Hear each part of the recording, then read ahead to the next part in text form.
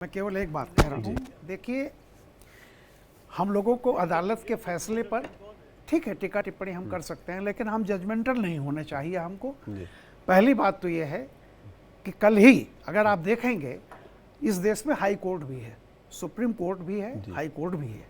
कल ही high court से एक दिल्ली के स्कूलों के लिए एक फैसला आया है कि किन किन स्कूलों को किताबें दी जाएं, और उसमें आदसी और इन लोगों को, मैं जहाँ तक मुझे पता है, मैं सरसरी निगाह से ये देख के आया हूँ, कंटेम्प्ट ऑफ कोर्ट का नोटिस इशू किया जा रहा है, सिर्फ इसलिए कि दिल्ली में बच्चों को किताबें नहीं मिल रही हैं।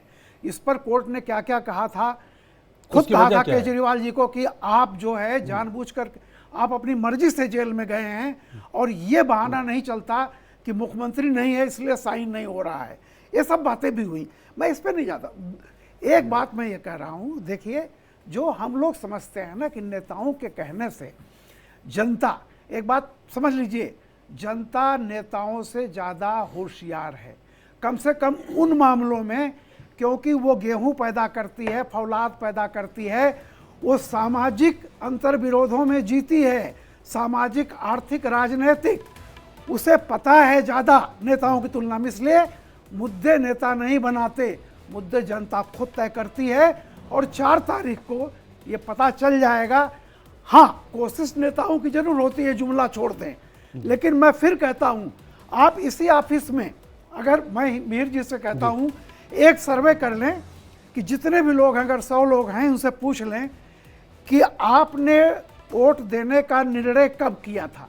क्या किसी नेता के, किसी भाषण के, किसी घटना के चलते आपके निर्णय में बदलाव आया है? अगर 3% से ज़्यादा कहीं कोई कह दे तो जो कहीं हार जाऊंगा मैं। मतदाता बहुत जागरूक है और वो जमीनी सच्चाई को जानता है। आप कहिए घर नहीं बनवाया, उसका घर नहीं बना होगा तो उसको खुद मालूम है, वो घर में नहीं रह रहा होगा। हमें मतदाता पर विश्वास रखना चाहिए। नेता अपनी कोशिश करते हैं, कोशिश करेंगे। 4 तारीख को जो जजमेंट आएगा उस दिन हम लोग ये बात करेंगे। अभी से हम शर्त लगाएं और कहें कि नहीं ये हार जाएंगे। मैंने तो केवल ये कहा कि अगर 200 सीट दे रहे हैं तो पहला, अगर वो सिंगल लार्जेस्ट पार्टी जो भी इस देश की होगी, राष्ट्रपति उसको शपथ दिलाएगा।